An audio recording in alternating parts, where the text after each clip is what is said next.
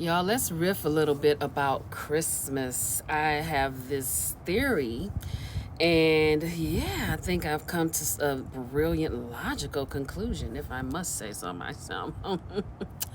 Okay, so in the 80s, I would say mid to late 80s, I became aware of this theme, this energy of goodwill towards men, peace. People were slowing down, people were loving on each other. Strangers saying hello, tipping hats in the street. It was just something about the spirit of Christmas, right?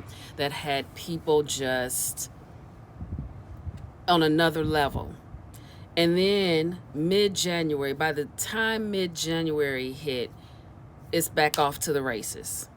Now, we understand that October, November, December, at least in the West, is a time where everything in terms of nature is dormant. And as nature ourselves, it is important for us to follow that, although we do not, which is why sometimes things are a lot harder than it has to be. Okay, that's one of the reasons. But I noticed that, and I thought it was very interesting that that would be reserved for only this time of year. I remember my mother saying back then, and she says it to this day. She says, "Well, I have the Christmas spirit every day." Boom. I'm like, okay, that is true. That is true. Nobody could tell me different because that is true for her. And so, fast forward, I was watching, I was looking, just paying attention to people's decorations, looking at them. Everybody's showing their trees and stuff online and all that, and they're looking gorgeous and beautiful. And something else I was aware, like we always were aware of different styles of decor, but I just honed in on it for some reason. And I think it was because I needed to share this and reflect on it myself, that there's like beautiful decoration where people are, their stuff is so elegant. The trees, they're very particular about the color scheme and the ornaments and all of that, and it's very elegant, beautiful, opulent looking decor, gorgeous. And then you have the other decor where it's very, like, it looks like Christmas threw up all over the house, inside, outside, tacky, sparkly lights everywhere. And the first thing I thought was like, oh my God, that is gorgeous. Like, all of it is gorgeous. And then the theory, and I know that this has to be true, everyone in some form or fashion, that's what it boils down to. Everyone in some form or fashion wants magic. They want magic, even though they might say, well, that's unrealistic or that's not real. Magic doesn't exist and all of that. On some level, everyone wants magic and whimsy. So then, fast forward, it came to my attention that Hallmark is the number one entertainment network, okay? And I believe amongst women primarily in 2024, like the last quarter of 2024, but it has grown to not just women, okay? And what I've known and observed for years is they would have the Christmas in July where they're showing all these Christmas movies, and people are all over it watching these Christmas movies, right? And then they come in the regular season and they show the Christmas movies. Between that time, they're also showing other feel good movies, all right?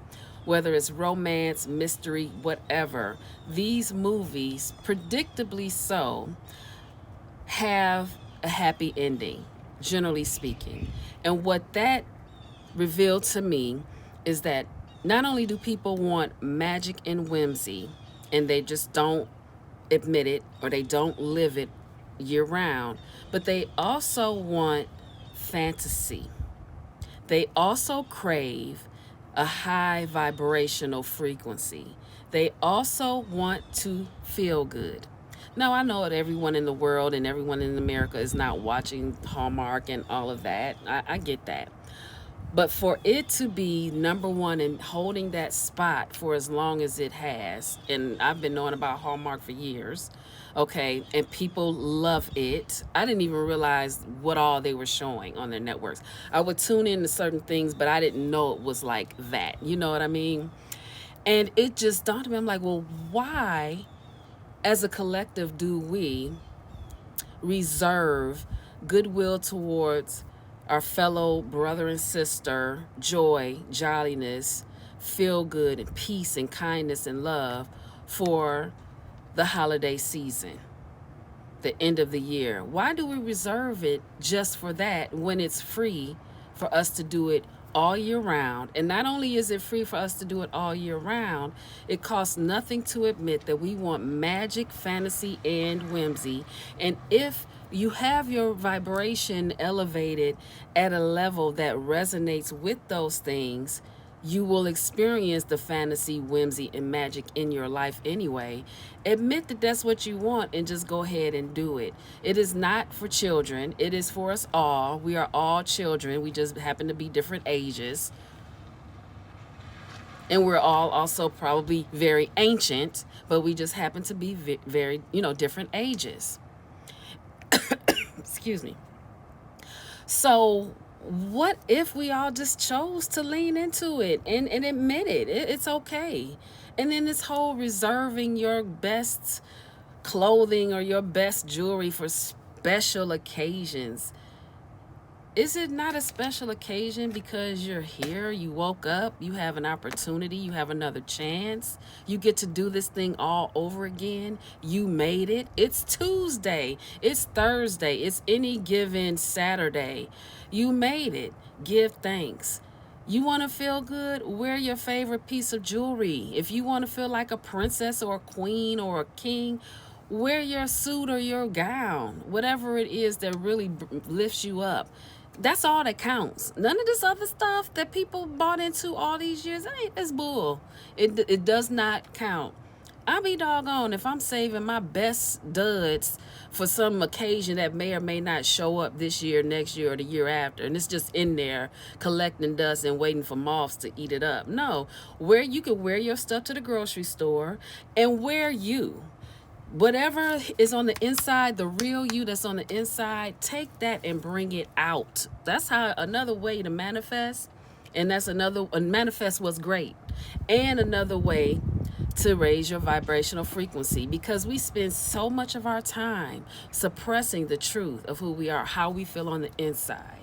You might feel like the most beautiful person on the inside, and then you look at your outside and just be like, and you might be wearing something that you don't love, something that's not comfortable or comforting, or you might be wearing some drab color or some colors that you don't want. Maybe you feel afraid to step outside of your comfort zone, and that's okay, because you start where you are. You start right where you are, and you go from there, one step at a time.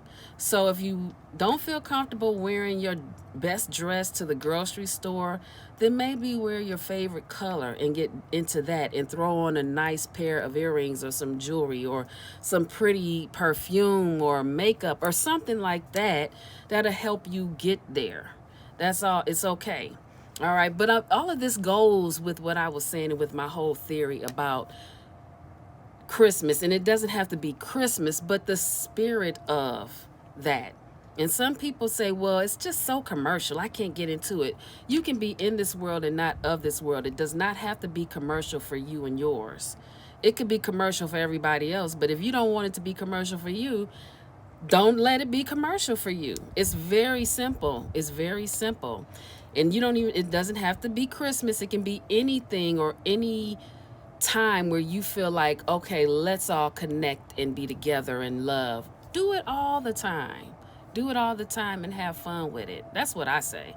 Christmas can be, or the spirit of Christmas can be every day. It doesn't have to be just for one time of year. That's all I'm saying. That's all I'm saying.